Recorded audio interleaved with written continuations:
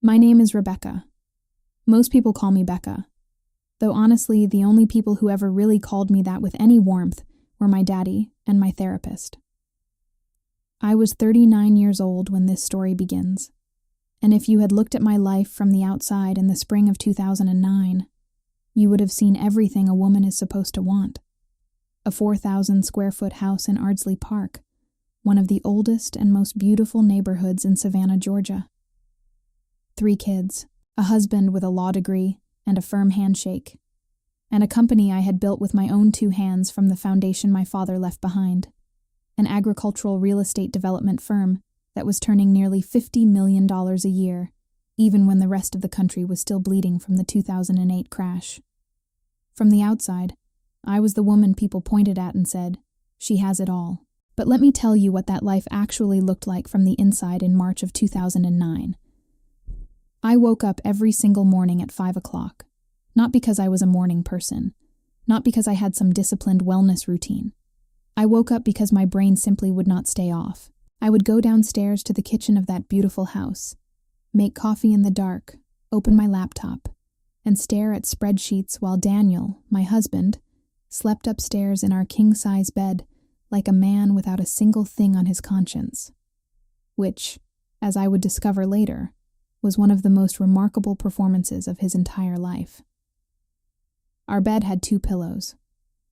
Only one of them was ever wrinkled in the morning. That might sound like a small detail, but when you spend night after night lying on your side of that enormous bed while the other side stays untouched and cold, you start to understand the size of the emptiness that has moved into your own home without ever asking permission. Gloria, who had worked for our family for 12 years and knew every corner of that house better than I did, looked at me one morning with those steady eyes of hers and said quietly, "Miss Becca, you need to sleep." I smiled and told her I was fine. We lie so easily to the people who love us most. Daniel was a tax attorney, charming in public, polished at dinner parties, the kind of man other couples looked at and said, "What a team." I heard that so many times at country club functions that I had stopped hearing it at all. He arrived home late, left early, and when he was physically present in the house, he had the quality of someone whose mind had already checked out to somewhere none of us were invited. The kids had learned not to hold a spot for him at the dinner table. My children were the only truly real thing in my life during those years. Sophie was my oldest at 15, sharp and observant in that way that some teenagers are. The kind of kid who understands adult silences better than most adults do. Ethan was 11, struggling in school in ways that nobody had been able to name yet, which was a source of guilt I carried in my chest like a stone. And Lily was my baby at 5 years old, the kind of child who laughs with her whole body and hugs without asking and fills every room she enters with a noise that is somehow exactly the right kind of noise. They were 3 completely different worlds, and I was trying to live inside all 3 of them at the same time. But present is a heavy word when you have been taking anxiety medication in secret since 2006. Yes, I was taking my prescription in the bathroom at night, with the door locked. Not because I was ashamed of needing help, but because in the life I had built, there was simply no room for weakness. I was Rebecca, the one who does not fall, the one who solves things, the one who shows up to 7 o'clock meetings with the agenda in hand and the answer ready before the question is finished. Showing the world that I was quietly falling apart inside was simply not something my life had space for. In the inside pocket of every blazer I owned, I carried my father's watch. It was a simple gold pocket watch, nothing extravagant, with a small faded photograph tucked inside the cover. He died in 2003 in a car accident on Interstate 85. That was what the official report said. But I had a folder locked in the safe in my home office, a report from 2004, that suggested the brake lines of his car had been tampered with. I had never read that folder all the way through. I was not ready. Every time I got close to it, I closed it back up, put it away, held the watch in my hand, breathed through it, and kept moving like the pain did not exist. In March of 2009, I was that woman. Wealthy on the outside, exhausted on the inside, carrying secrets that weighed more than the company I ran. I did not yet know what was about to happen. I did not yet know that in less than a month, a woman would walk through the back door of my house and change every single thing about my life. I only knew that something was about to break, and that this time, I was not going to have the strength to pretend it had not. It was a Monday morning in April of 2009 when Natalie walked into my life. The agency, a domestic staffing service out of downtown Savannah called Magnolia Home Care, had sent over her resume the week before, and I had barely had time to read it properly. I needed someone to help with the kids, especially Ethan, who was having a hard time at school, and Lily, who had enough energy to power a small city. When Natalie came through the back door that morning with a small travel bag and a smile that had absolutely nothing performed about it, I barely registered her arrival. Just another employee, I thought. I have never been more wrong about anything in my life. Natalie Simmons was 31 years old. Hair always pulled back. No jewelry. Nails cut short. With the kind of calm that belongs to someone who has seen enough of the world to stop being rattled by its noise. She was from Augusta, Georgia, about 2 hours up the road, and had come to Savannah without much explanation beyond wanting a fresh start. I did not ask for more than that. I was so buried inside my own problems at that point that I barely had the bandwidth to look up from them long enough to see what was standing right in front of me. The first dinner with her in the house was the first surprise. Ethan knocked over his glass of orange juice at the table, something he did sometimes without meaning to, and he froze, completely locked up. He sat there staring at the spreading puddle with that look on his face that kids get when they have learned to brace themselves for a reaction they know is coming. Daniel would have sighed loud enough to make everyone uncomfortable. I probably would have said something about paying attention. But Natalie simply stood up, grabbed the dish towel from the counter, wiped everything up without a single change in her expression, and said, "These things happen. You want some more?" Ethan stared at her like she had just performed a magic trick. Gloria told me later that Ethan went to the bathroom and cried, from relief. I stood in the hallway when she told me that, and felt something hit me in the chest that I did not have a name for right away. 12 words, a spilled glass of juice, and this woman had done something for my son that I, his own mother, had not been managing to do. I recognized it later for what it was. Guilt. The quiet, specific guilt of a mother who is physically present, but emotionally somewhere else most of the time. In the days that followed, I found myself watching Natalie from a distance. She had a patience that seemed almost impossible to me. With Lily, who attached herself to Natalie within the first 48 hours and simply did not let go. With Sophie, who tested every new person who entered our house with that guarded quality that teenagers develop when they have learned that adults are not always reliable. With Ethan, who slowly began to relax around her in ways I had not seen him relax in a long time. And every night after the kids were in bed, Natalie would go to her room, pick up her phone, call Augusta, and say quietly, "I'm okay, Grandma. Just different." I heard that once walking past her door. I stopped for just a second before moving on. Daniel came home late that week. As always.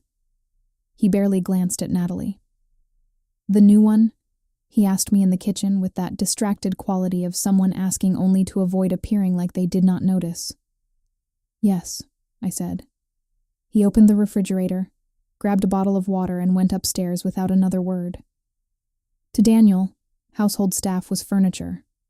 I should have registered what that said about him in that moment. I did not. I was too busy trying to hold my own life together to notice the smaller signs that had been there all along. What I did not know yet, and would only discover much later, was that Natalie carried a story far more complicated than anything on her resume. She had a son, 8 years old, named Lucas, who lived with her grandmother back in Augusta. She sent money home on the 5th of every month without fail.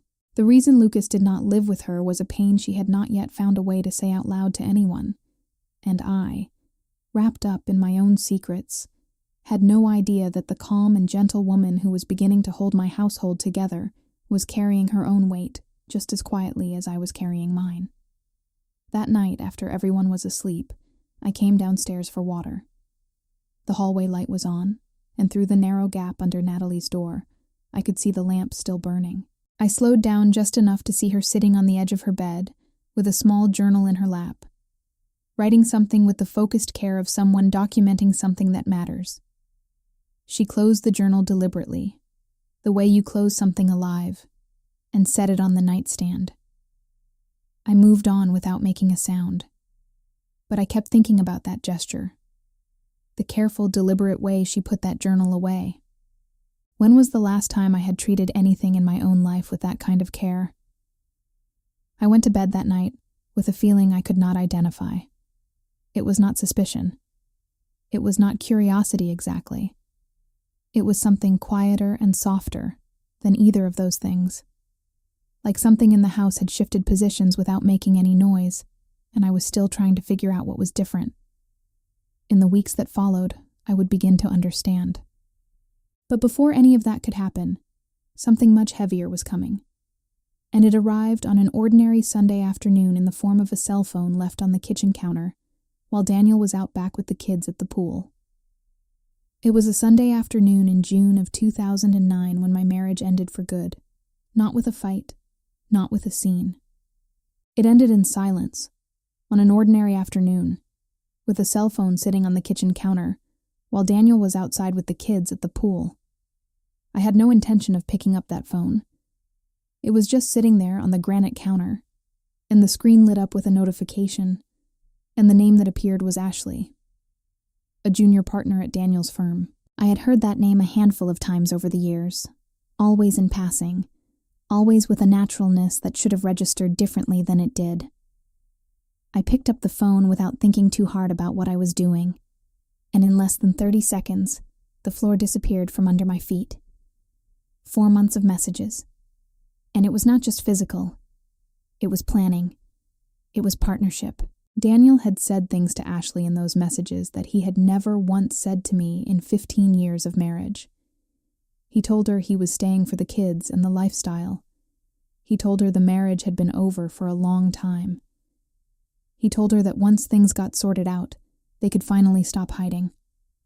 I read every single message, every word, every exchange.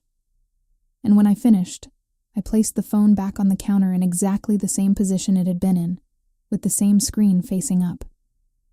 When Daniel came in from the pool, dripping wet and looking for his phone, I was standing at the sink with my back to him washing a coffee mug. "Looks like you missed something from the office," I said. My voice came out flat and completely normal, like I was commenting on the weather outside. He picked up the phone, glanced at it, said, "Thanks," without really looking at me, and walked back out of the kitchen. I stood there with both hands under the cold running water, gripping the edge of the sink, feeling like I needed something solid to hold on to, or I was going to go straight down to the floor. Later that evening, after the kids were in bed, I went to the master bathroom, turned the shower on cold, and got in fully dressed. I stood under that water until it turned ice cold. I did not cry. I did not scream. I just stood there and let the cold come all the way inside, because it was the only way I knew to stop myself from falling apart at the wrong time in the wrong place. When I got out, I changed clothes, sat on the edge of the bed, and picked up my phone. I started typing a message to Daniel, wrote 3 lines, deleted all of it. Then I called Robert, my attorney, at 11 o'clock at night. "Robert," I said, "clear your schedule for early this week. We need to start a process." He asked me if I was sure. I said yes. After I hung up, I went downstairs. I took the wedding portrait off the wall in the hallway, where it had been hanging for 15 years. Turned the frame around so the photo faced the wall. Set it back in place.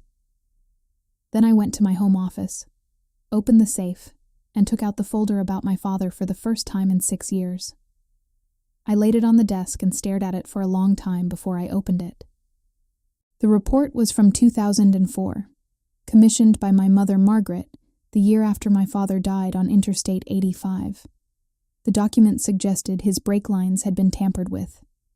It was not an accident, and the name in the footer of the report, identified as the intermediary for whoever had ordered it done, was the same name as Daniel's personal accountant, the same man who had been managing my husband's finances for years. I read that name 3 times, 4 times. I closed the folder. I sat in the dark of that office for a time I could not measure. Had Daniel married me knowing what had happened to my father? Or had he found out later and stayed because of the leverage it quietly gave him? I had no answer. And sitting there that night, I made a decision not to try to find one yet. One thing at a time. The divorce first. The truth about my father after. I put the folder back, locked the safe, and went to bed. The next morning I was up at 5, coffee made, laptop open. Daniel came downstairs at 8, had his coffee, and left without looking at me. Everything exactly the same on the surface. But something had changed in me during that night that was not going to change back. I had made a decision. And when Rebecca makes a decision, she sees it all the way through. What I did not expect was that during those same weeks, while I was carrying all of that alone, Natalie was watching our household in a way I had not yet fully registered. And it was she who saw first what nobody else had managed to see in my son Ethan. Ethan had been held back in 5th grade for the second time when Natalie arrived in our house. 3 educational specialists, 2 pediatric evaluations, reports that described him as inattentive and immature, and not applying himself. His school in Ardsley Park sent notes home every other week. Daniel responded to each one with a heavy sigh and a comment about Ethan needing to try harder. I kept hiring more specialists, scheduling more evaluations, and coming up empty every single time. 11 years old, and my son had already learned to be ashamed of himself. It was a Tuesday afternoon in July when Natalie asked if she could speak with me. She was sitting at the dining room table with Ethan working through his summer reading assignment when I passed through the hallway. She caught my eye, waited for Ethan to go get his notebook from his backpack, and then said quietly, "Miss Becca, can I share something with you?" That way she had of speaking, always without alarm, always without drama, made me stop immediately. I came into the dining room and sat down across from her. "Ethan reverses letters when he reads," she said. "He loses his place in the middle of sentences. He gets embarrassed when someone asks him to read out loud and he changes the subject to avoid it." She paused for just a moment. My younger brother had the same signs. It was dyslexia. I sat with that for a second. Not because I doubted her, but because I was his mother. I had taken Ethan to specialists. I had spent nights reading about learning differences. I had done everything I could think of to find an answer, and a woman who had been in my house for 3 months had seen in a few weeks what I had not managed to see in years. That landed on me in a way I was not prepared for. I recognized it for what it was almost immediately. Guilt. The specific quiet guilt of a mother who loves her child completely and still somehow keeps missing the thing that matters most. I took Ethan to Atlanta the following week to see a specialist that Dr. Sandra, my therapist, had recommended. A pediatric neurologist who focused exclusively on learning differences. The appointment lasted nearly 2 hours. At the end, the doctor called us both in and explained it clearly and without any unnecessary softening. Severe dyslexia, present from the beginning, never correctly identified. Ethan sat in the chair beside me with his hands on his knees and started to cry. Not from sadness, from relief. "So I'm not just dumb?" he asked the doctor with his voice catching. The doctor looked at him steadily and said, "Ethan, you have never been dumb. Not for a single day." I sent Daniel a text that night with the diagnosis. He responded in under 2 minutes. Figured something was off with him. That was the entire message. No question mark. No follow-up about Ethan. No acknowledgement of what the news might mean for our son. 7 words. I stared at that message for a long time. Then I forwarded it to Robert with a note that said, "Save this." He replied, "Already saved." That cold 7-word response about his own child was going to come back around at exactly the right moment much later. That night after we got home from Atlanta, I went to Ethan's room. He was lying on his bed with a book in his hands, trying to read the same way he always had. I sat on the edge of his mattress and stayed quiet for a moment, because I genuinely did not know what to say. Then he closed the book, looked at me, and said, "Mom, it's not your fault." And I opened my mouth to respond and nothing came out. He sat up and hugged me. 11 years old and my son was the one doing the comforting. I let him. I needed it as much as he did. Sophie found out about Ethan's diagnosis that same week and went straight to Natalie's room to thank her. Gloria told me they talked until almost midnight, and that before Sophie left, she had said to Natalie, "You're the person in this house who actually gets us." When I heard that, I went to my bedroom, closed the door, and sat on the bed in the dark for a while. My 15-year-old daughter had said that to a woman who had been in our home for 3 months. Not to me, to her. And I could not find it in myself to be hurt by it, because I knew Sophie was telling the truth. Lily had attached herself to Natalie from the very first week, but it was during this period, after Ethan's diagnosis, that it got more intense. Lily started refusing to go to sleep unless Natalie came in to tell her a story. One night I decided to try putting her to bed myself the way I used to when she was smaller. She let me sit with her, stayed quiet while I started a story, and then after about 4 minutes looked at me with those big eyes of hers and asked, "Mommy, can you get Nat?" I left the room smiling on the outside. On the inside, I felt something that took me a few days to admit to myself was jealousy. I spent that night reading about dyslexia until 2 a.m. Every symptom, every description, every explanation described my son with a precision that broke something open in my chest. All of it had been documented and named and explained for years, and I had not seen it.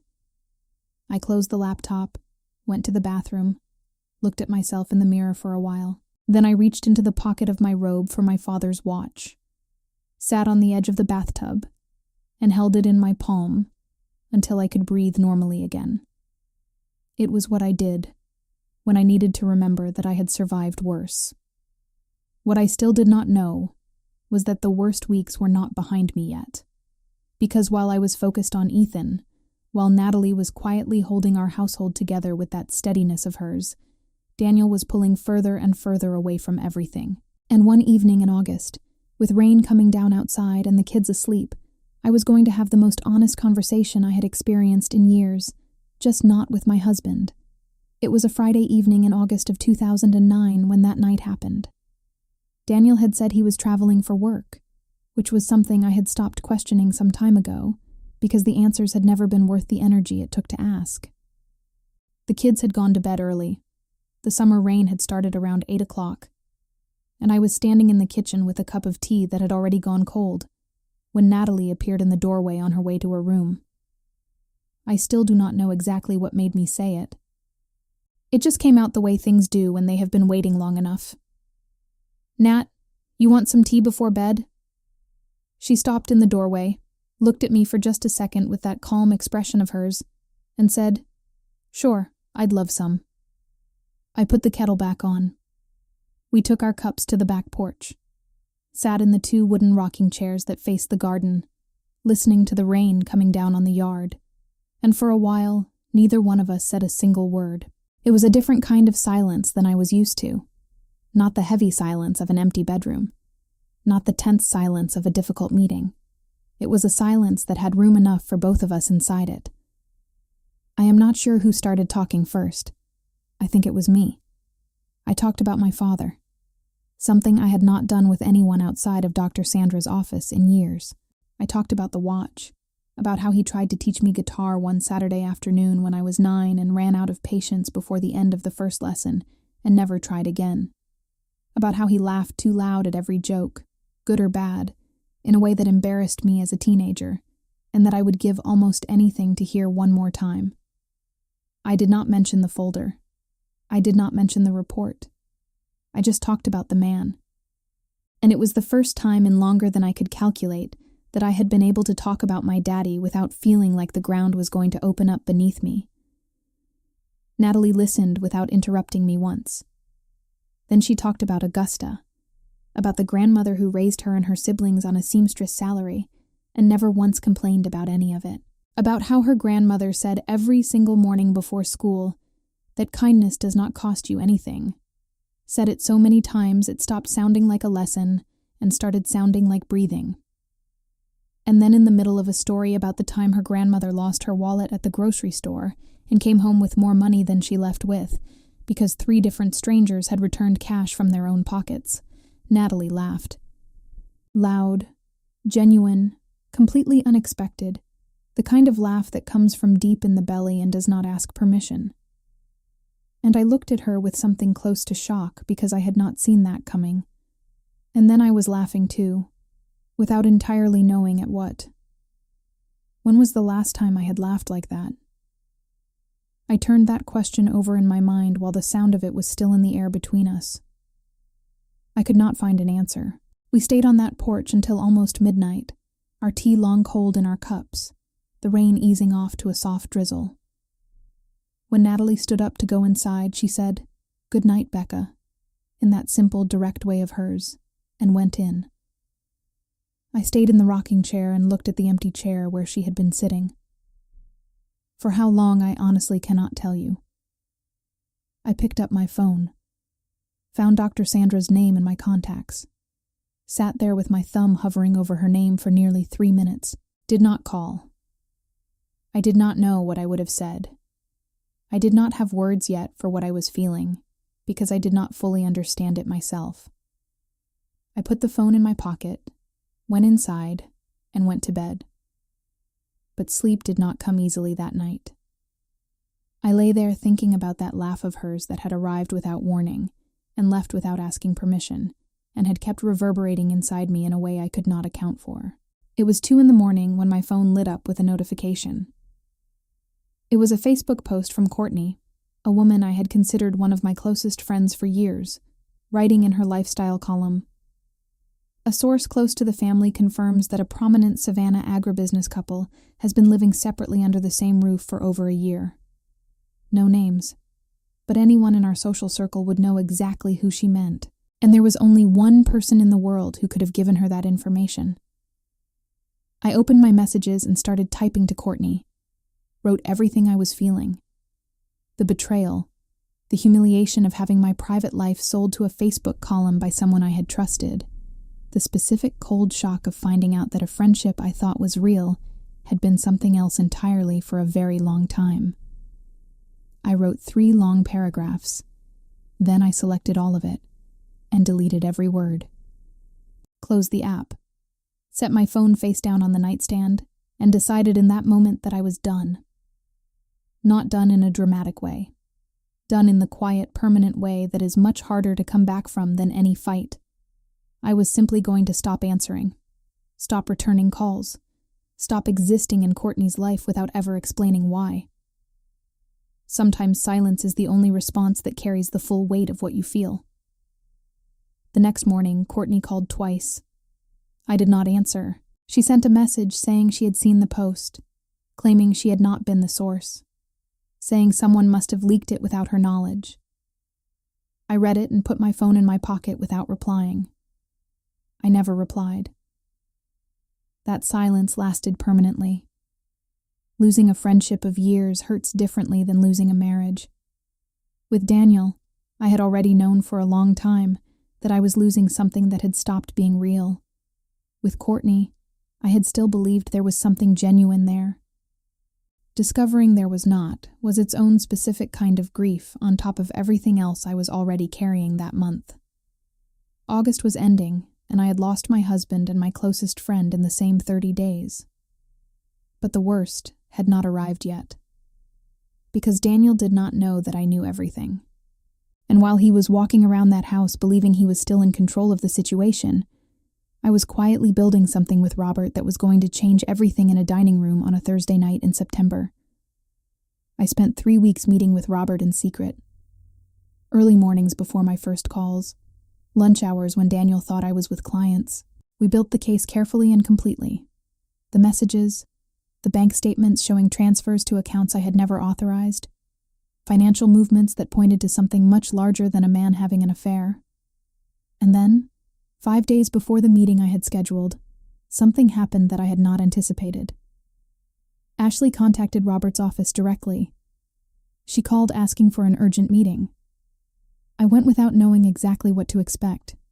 She arrived looking nothing like what I had imagined. No arrogance, no hostility. She came in carrying a folder and wearing the expression of someone who had not slept properly in several days. She sat across from me, took a breath, and said, "I didn't know he was using my name." Daniel had been running financial transactions through accounts linked to Ashley's name, transactions designed to conceal gambling debts I had known nothing about. $380,000 owed to a private lender in Atlanta. Ashley had discovered it when a collection notice arrived at her home address. She had come to Robert's office before she came to anyone else.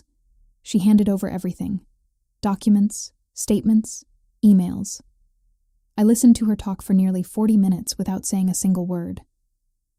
When she finished, we sat in silence for a moment. Then I said, "Thank you for coming." She looked at me with an expression that mixed relief with something that was clearly shame, picked up her bag, and left. I did not feel anger toward her sitting there in that office. I felt something closer to sorrow. She had believed in a man who used people like pieces on a board, and she had been one of those pieces just as much as I had. The night of the meeting came on a Thursday in September. Daniel walked through the front door at 8 o'clock expecting dinner. He found the dining room table cleared of everything except me, sitting at the head of it with a folder in front of me and Robert available by phone if needed. Daniel looked at the scene, looked at me, and gave a short, nervous laugh. "What is this, Becca?" I said, with complete calm. "Sit down, Daniel." I walked him through everything in order. The messages with Ashley, the bank statements with the unauthorized transfers, and last, the letter signed by Ashley herself, delivered to Robert's office 5 days earlier. Daniel tried denial first, then he tried minimizing. Then when he understood that neither of those was going to work, he tried turning it back on me. Said I had always been cold. Said he had felt alone for years. Said the distance between us had pushed him to this. I sat and listened to all of it without blinking. When he finished, I said, "Robert will be filing the paperwork with the court first thing tomorrow morning." Something shifted in his face in that instant.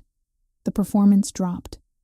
And for the first time in 15 years of marriage, I saw the real Daniel underneath all of it.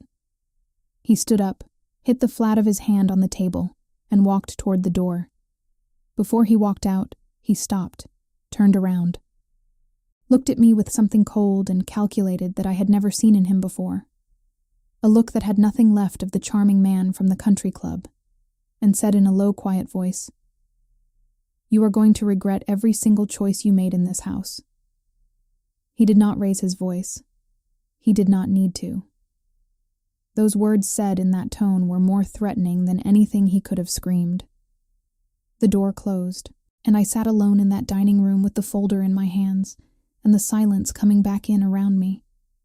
It lasted less than a minute before I fell apart. I went to the couch in the living room, sat down, and finally cried. Not for the end of the marriage, for the time, for 15 years, for the mornings of cold coffee and quiet resentment, for the kids' birthdays he arrived late to, for the nights I spent awake beside a man whose mind was always somewhere none of us were allowed to follow. I cried all of that out at once, curled up on a couch that cost more than most people's monthly rent, feeling completely hollowed out. It was Gloria who appeared first. She had heard everything from the kitchen. She came into the living room with a glass of water, set it on the coffee table, and stood there. Then she said, in that measured way she had of choosing her words, "Miss Becca, I heard all of it tonight. and I will sign whatever you need me to sign. I've known since 2007. I looked up at her. 2007. 2 years before I found out. Gloria had already known. And she had kept coming every day, making the coffee, keeping the house, looking after my children, without saying a word, because she understood that I needed to find my way to the truth in my own time. I stood up and hugged her. It was the first real embrace I had given anyone in that entire year. That night, after Gloria went home and the house got quiet, I went upstairs and stood in the doorway of each kid's room. Ethan with one arm hanging off the side of the bed the way he always slept. Sophie with a book still open beside her. Lily with the blanket pulled up over her face and only her nose visible. They did not know what had happened downstairs. They did not need to know yet. I closed each door carefully, went back downstairs, and went to sleep for the first time in months, without that specific crushing weight on my chest. Not because everything was resolved, but because something had finally been moved into its correct position. Daniel was not going to accept losing quietly, though. And in the weeks that followed, I was going to discover that he was far more dangerous than I had given him credit for being. October of 2009 arrived with the separation already in motion and Savannah starting to talk. It was not hard to imagine. A city that size, with that particular culture of old money and deep social roots, where everyone who mattered knew everyone else who mattered, and the country club was essentially a rumor distribution network with a golf course attached. The news moved the way news moves in a place like that. Quietly, quickly, and with details added at every stop that had no basis in fact but sounded plausible enough to travel. I heard versions of my own story coming back to me through third parties, and I kept my expression neutral every single time. It was a skill I had been practicing for 15 years. It was during this period that I began to understand what I was feeling for Natalie. It did not arrive as a single moment of revelation. It was an accumulation of small things that I kept dismissing until I ran out of room to keep dismissing them. I noticed when she entered a room. I was unreasonably irritated on her days off, in a way I could not logically explain. When she left a flower from the garden and a handwritten note on the kitchen counter one evening that said, "Warmed up dinner for you. Take care of yourself." I read it 3 times. I folded it and put it in the same drawer where I kept the folder about my father. I could not bring myself to throw it away. I scheduled an extra session with Dr. Sandra that week. I drove to her office on a Tuesday afternoon and spent the first 15 minutes talking about the divorce proceedings, about the kids, about everything that was not the actual subject. Dr. Sandra listened with that particular patience of hers that came from 9 years of knowing me well enough to recognize when I was circling something I did not want to land on. When I finally stopped talking, she was quiet for a moment. Then she asked, "Rebecca, are you in love with someone?" I opened my mouth to answer, and nothing came out. 30 seconds of silence that felt like 30 minutes. Then I said, with my voice lower than I expected it to come out, "I don't know if that's something I'm allowed to feel." Dr. Sandra looked at me steadily and said, "Feelings don't ask for permission."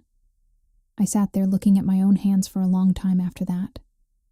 I drove home without having resolved anything, without having reached any conclusion. But something had shifted just from hearing that question asked out loud. Like naming the possibility had quietly removed a weight I had not known I was carrying. That same week, Margaret, my mother, showed up without calling ahead. My mother was 68 years old, lived 12 minutes from our house, and had a lifelong habit of arriving at inconvenient times with the best possible intentions. She came through the side door on a Tuesday morning while I was on a work call. By the time I got off the call, she had already walked into the kitchen and found me and Natalie sitting at the table having coffee after the morning school drop-off. She stood in the kitchen doorway for just a moment, looked at me, looked at Natalie, and I watched something register on her face before a single word had been spoken. Natalie read the atmosphere immediately and excused herself with that quiet grace she always had. When we were alone, my mother sat down, folded her hands on the table, and said without preamble, "Rebecca, are you going to throw your life away over a housekeeper?" That word, used in that tone, landed somewhere I did not expect. I did not respond right away. I breathed. Then I said something that I had not planned to say. "Mama, you never told me about the 1970s. But I found the letters."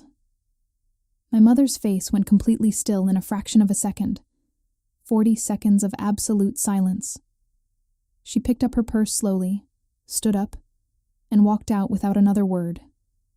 No explanation, no defense, no confrontation. She simply left. And I sat at the kitchen table with my coffee cooling in front of me, understanding for the first time that my mother was carrying a secret from the 1970s that she had buried for decades. I had found a shoebox in the back of her closet years earlier when I helped her move. A shoebox full of letters written in a careful, precise handwriting. Letters from a woman. I had never asked, never mentioned it, until that moment. That night, Gloria told me she had seen Margaret sitting in her car in front of the house for nearly 20 minutes before driving away. A few days later, I heard through a cousin that my mother had called her pastor, and that after that call, she had dialed a number she had not used in decades. The number of a woman she had loved when she was 32 years old and had walked away from because the world she lived in at the time had not left space for that kind of love. I heard that and stayed quiet. I did not call her. I let her find her way to whatever was waiting on the other side of that phone call in her own time, the same way she should have let me find my way to mine. While all of this was happening inside the house, Daniel was making moves outside it. He had hired a private investigator. I did not know that yet, but I was going to find out soon enough. He was determined to find something, anything, that he could use against me in the proceedings. And since there was nothing real to find about Rebecca the businesswoman, or Rebecca the mother, he decided to go looking into Natalie's past instead. I still did not know what he was about to uncover. But that October night, after the kids were in bed, I saw Natalie sitting alone on the back porch from the upstairs hallway window. She had her phone in her hand, but was not calling anyone. Just sitting there looking out at the dark yard, with the expression of someone carrying something heavy who has not yet decided what to do with the weight. And I stood at that window thinking that maybe, just maybe, I was not the only one in that house feeling something she did not yet know how to name. November of 2009 started with a tabloid story that I am never going to forget as long as I live. It was a Thursday morning.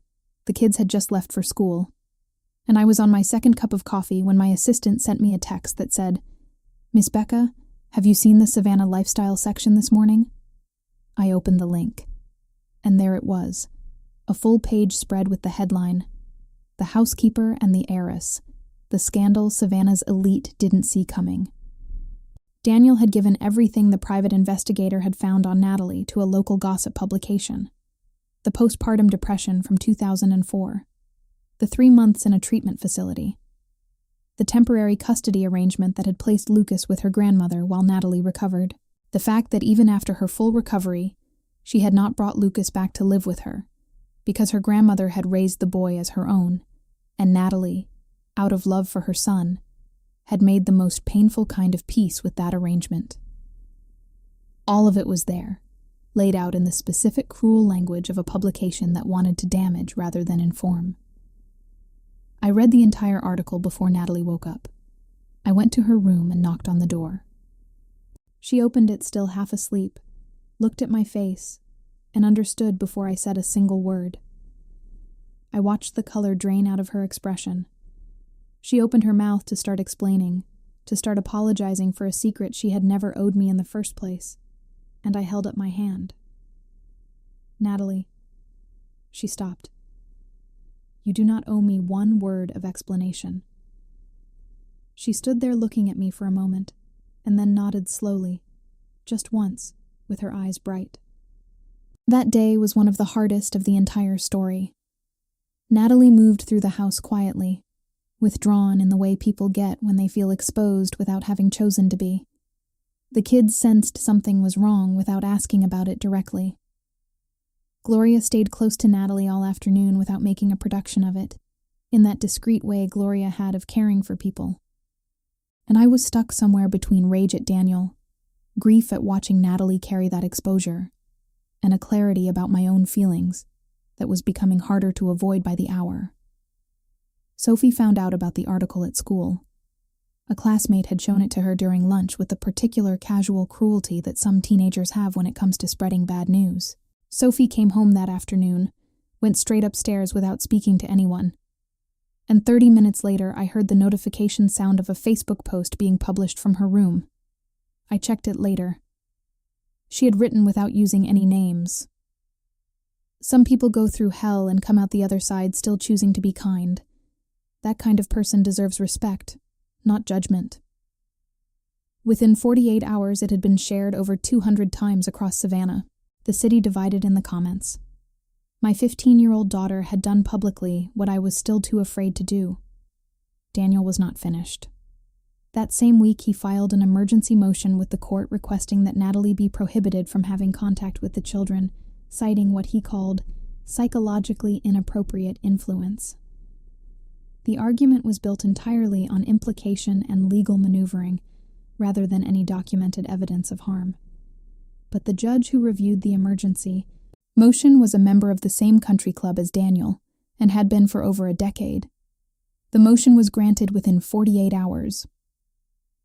When Robert called me with that news, I had to sit down because my legs genuinely gave out from under me. Telling the kids was the hardest part. I sat the three of them down in the living room that afternoon and explained as simply and as calmly as I could that Natalie would need to step back for a little while because of some legal paperwork, that it was not her fault, that it would be resolved. Ethan stared at the floor. Sophie left the room without saying anything, and Lily, my 5-year-old, looked at me with those enormous eyes of hers and said, "But I don't want Nat to go away." Then she started crying the way small children cry, with her whole body, completely unself-conscious about it.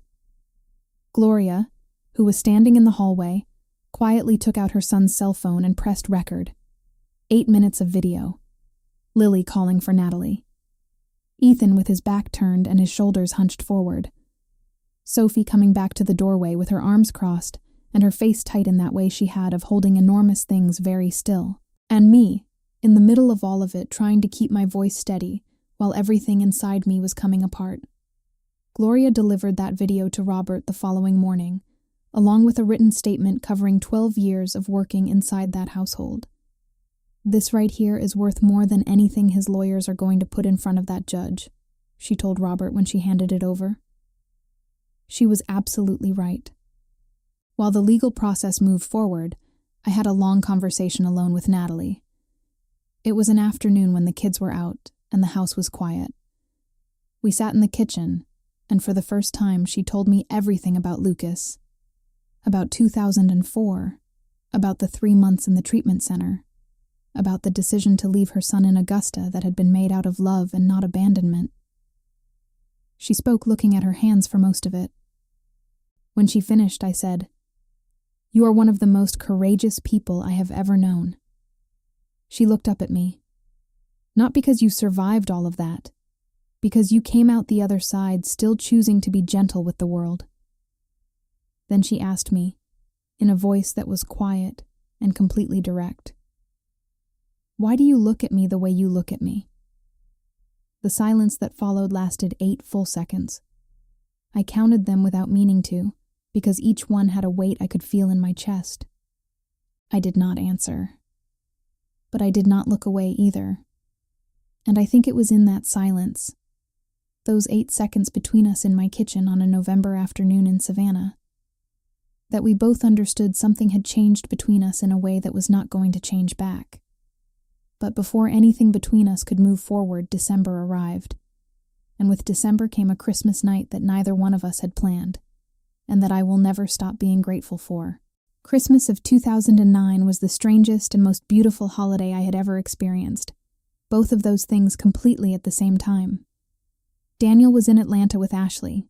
who by that point was not sure what she wanted, but was still there. Margaret did not come. Honestly, I was not entirely sure whether I had invited her or whether she had declined, and the truth was that at that point we were in a delicate silence that neither one of us had found the courage to break yet. The dinner was just us.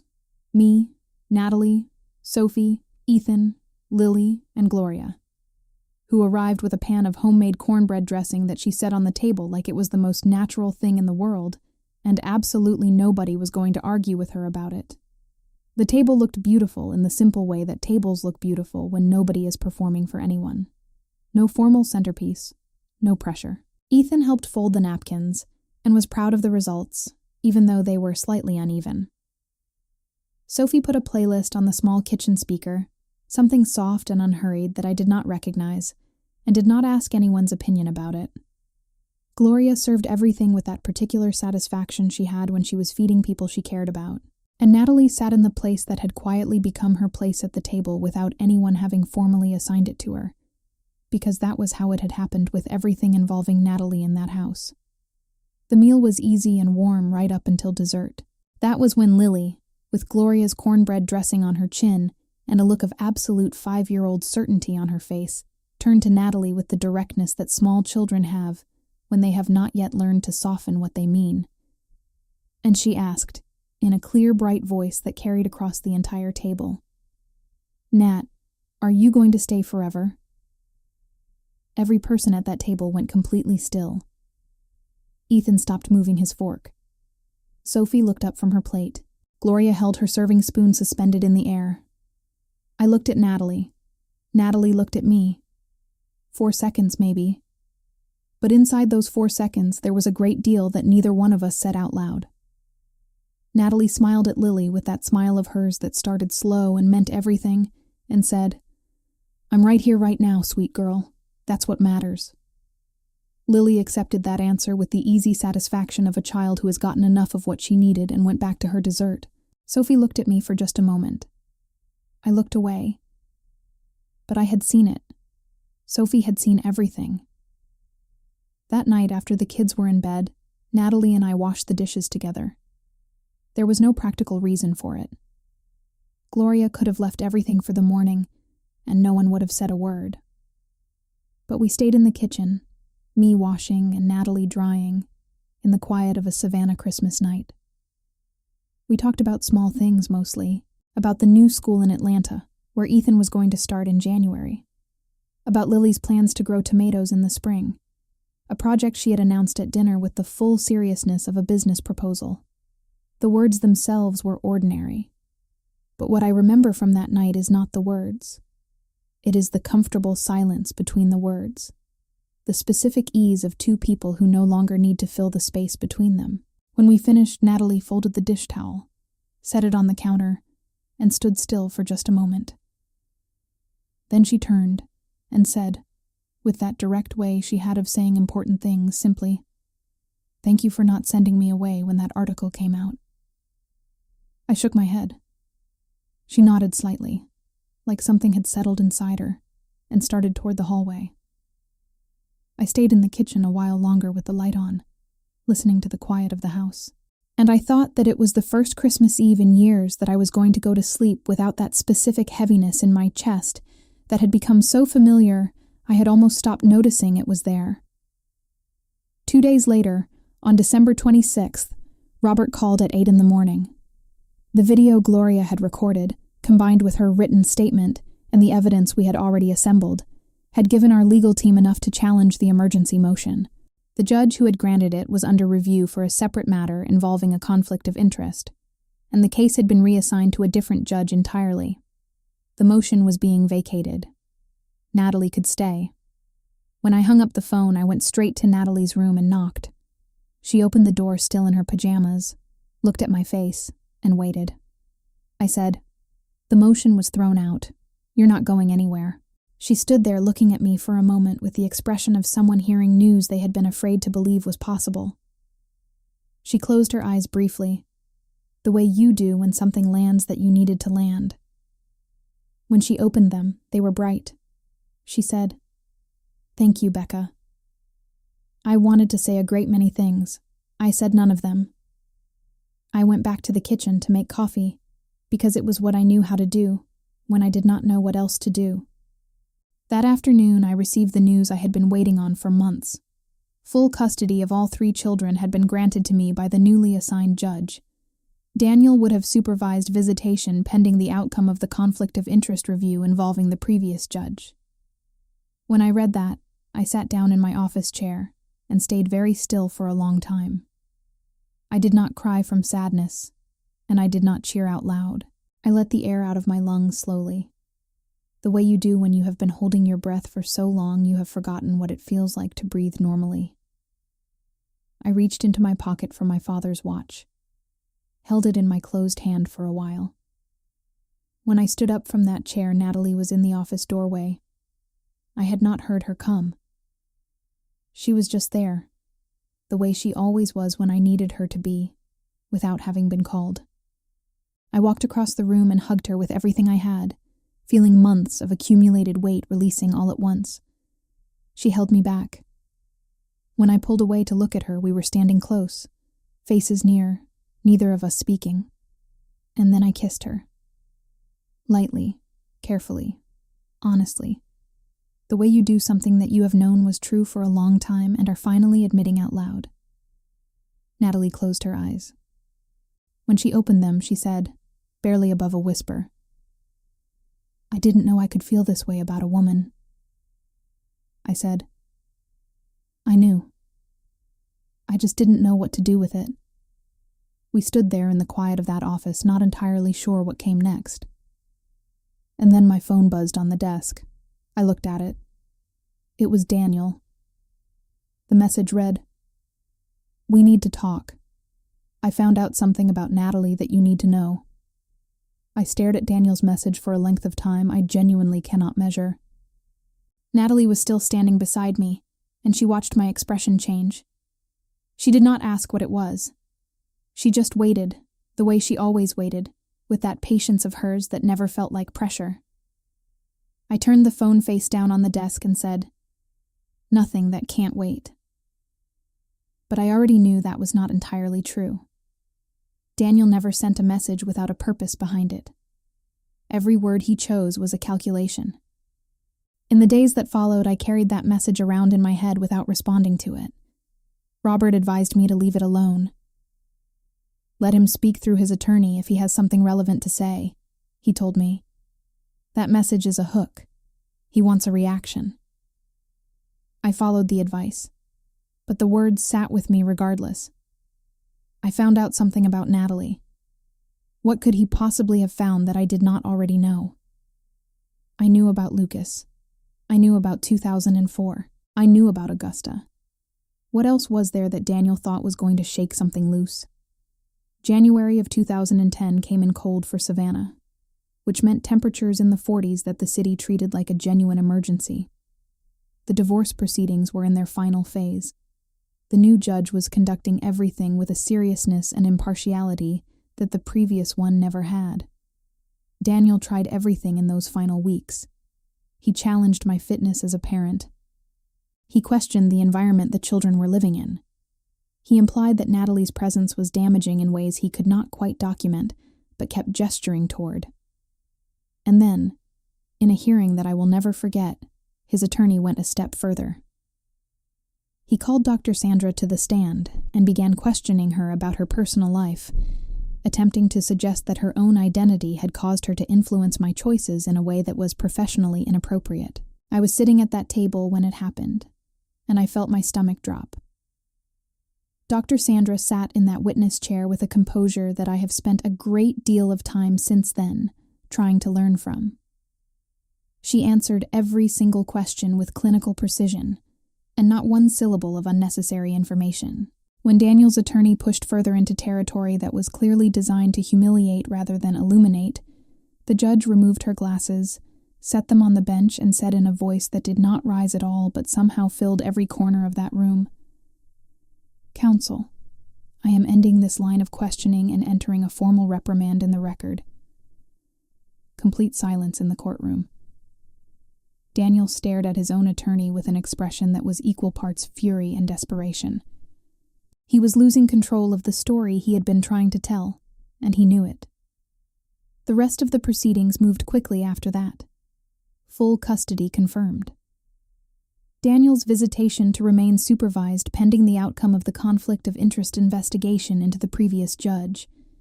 The financial irregularities we had documented were referred to the appropriate authorities for review. Daniel left the courthouse that day without looking at me once. His attorney followed behind him with the expression of a man who had walked into a situation he had significantly underestimated. I stayed seated for a moment after the room began to clear.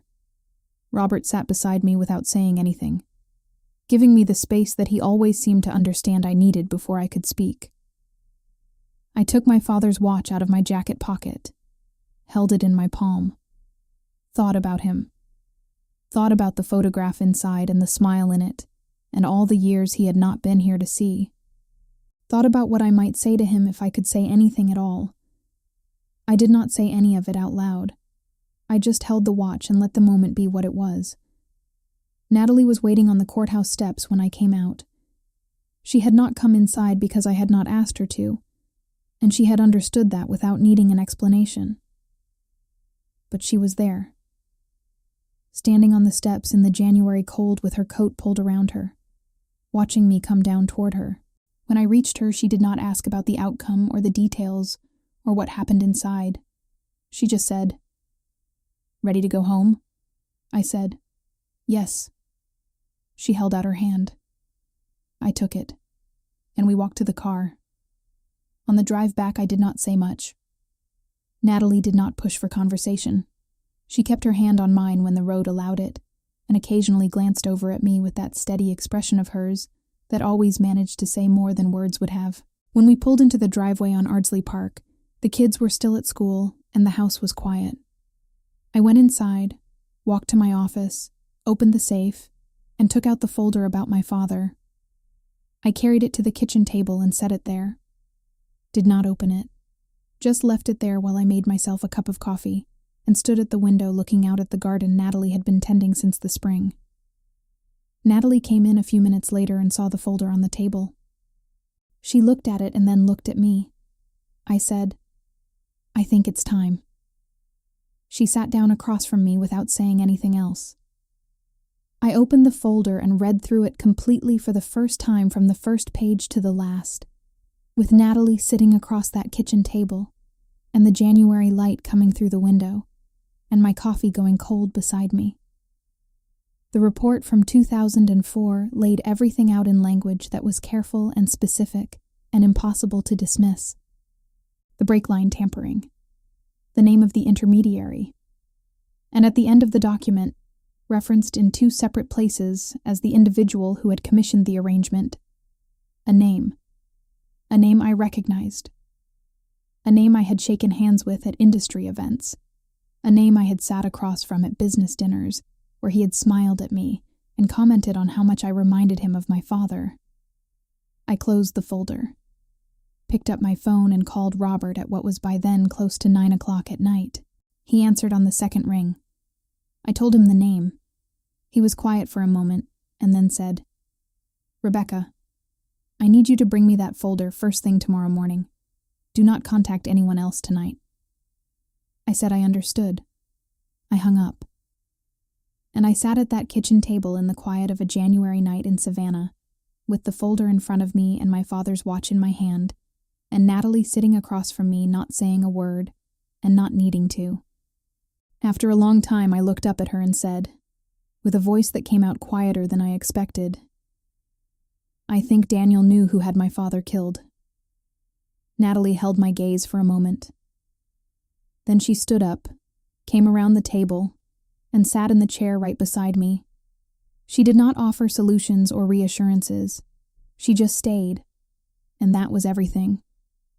This is where part 1 of Rebecca's story ends. Part 2 and part 3 will follow the same narrative arc as the original Portuguese versions, fully adapted for the American setting and audience, carrying Rebecca and Natalie through the criminal investigation, the arrival of Lucas full-time, the promise in the garden, and the Christmas night that brought everything home.